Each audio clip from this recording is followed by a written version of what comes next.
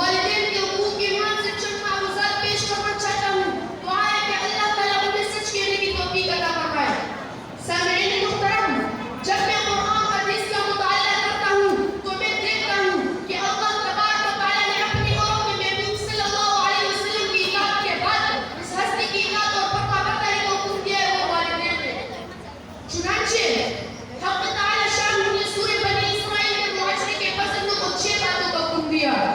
Number 1، اللہ تعبدوا الا ایہ، خدا کے سوا کسی کی عبادت مت کرو.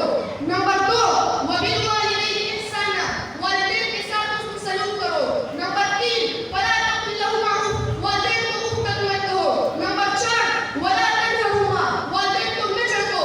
نمبر 5، وقل لهما قولا کریما، والدین کے ساتھ ادب اور نرم لہجے میں بات کرو. نمبر 6، واخفض لهما جناح الذل من الرحمہ، والدین کے لیے کاٹ کا بازو محبت سے بچھا دو اور یہ دعا کرتے رہو، رب ارحمہما کما ربیانی صغیرا، اے رب تو ان دونوں پر رحم فرما جیسے کہ انہوں نے بچپن میں مجھے پالا پوسا تھا.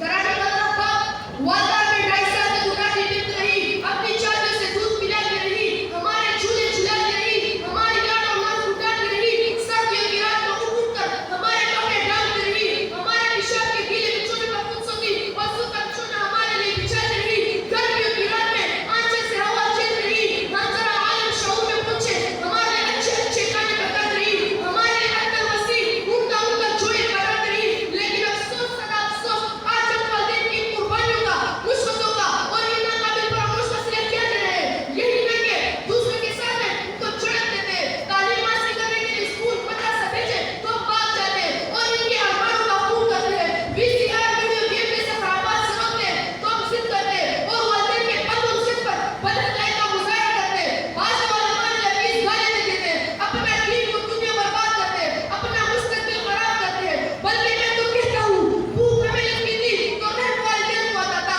پیاس ہمیں لگتی تھی تو رحم والدین کو عطا تھا، سردی ہمیں لگتی تھی تو رحم والدین کو عطا تھا، گرمی ہمیں لگتی تھی تو رحم والدین کو عطا تھا، بیماری ہمیں لگتی تھی تو رحم والدین کو عطا تھا، زخم ہمیں لگتا تھا تو درد والدین کو عطا تھا.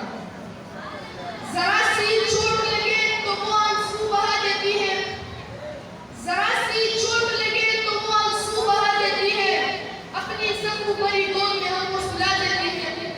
کرتے ہیں خطا ہم تو چٹکی میں بھلا دیتی ہے، کرتے ہیں خطا ہم تو چٹکی میں بھلا دیتی ہے، ہوتے ہیں خفا ہم تو چھوٹ دنیا کو بلا دیتی ہے.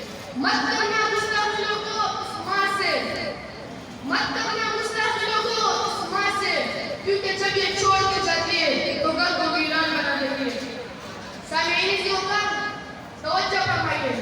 ایک شخص نے آپ صلی اللہ علیہ وسلم سے دریافت کیا، یا رسول اللہ ما حق الوالدین، تو آپ صلی اللہ علیہ وسلم نے فرمایا ہما جنت و نار، مطلب یہ اگر تم ان کے ادب احترام کو منظور کرو گے تو جنت کے حقدار بن جاؤ گے، اگر تم ان کی نافرمانی کرو گے تو جہنم تمہارا مقدر بن جائے گی.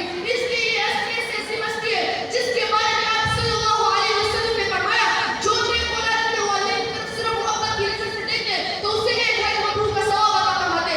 صحابہ کرام رضی اللہ تعالیٰ عنہم نے عرض کیا، یا رسول اللہ اگر 6 مومن میں 100 مرتبہ نظر ڈالیں تو آپ صلی اللہ علیہ وسلم نے فرمایا نعم اللہ اکبر عظیم، ہاں ہاں اللہ کی عطا اور تمہاری بخشش تصورات سے بڑھ کر ہے. ایک روایت میں ارشاد ہے کہ اللہ جو گناہ چاہیں گے معاف کریں گے، مگر والدین کو ستانے کا گناہ ایسے ہے کہ اللہ رب العزت کوئی معاف نہیں کرتا، بلکہ والدین کے نافرمان کو اللہ دنیا میں موت سے پہلے سزا دیتے ہیں. اور جو شخص دنیا میں والدین سے بے تعلق رہے گا کل قیامت کے وقت اللہ بھی اس سے بے تعلق رہے گا اور کلام تک نہیں کریں گے.